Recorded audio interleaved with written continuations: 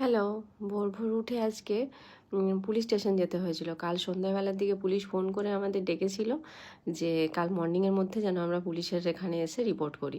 তো কাল তো আমি রাত্রে ঘুমোতেই পারিনি, আমি ভয় পেয়ে গেছিলাম। তার কারণ এদের এখানে চায়নাতে ফেসবুক বন্ধ।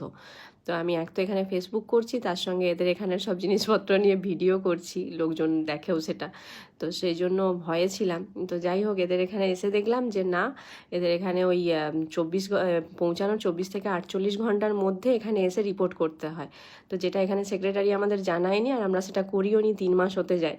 তো সেই জন্য আমরা এখানে গেলাম। তো আমাদের কিছু ফাইন টাইন করেছিল, ওই 450 RMB, মানে আমাদের ইন্ডিয়ান কারেন্সিতে হয়তো 6,000-2,000 মতো দিয়ে। তারপরে বাড়ি টাড়ি ফিরে 1:30-1টার দিকে রান্না করে আমি ঘুমিয়ে গেছিলাম। এখন 5টা 5:30 বাজে, এই খাবো। বাড়িতে একটু ঢেঁড়স আলু পোস্ত আর একটু চিকেন পড়েছিল, সেটাই রান্না করেছিলাম।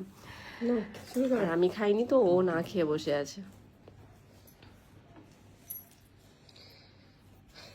খাওনি কেন? তো এত বেলা হয়ে গেল। পুলিশ স্টেশন কেমন কাটলো? ভালো না। অনেক টাকা বেরালো না?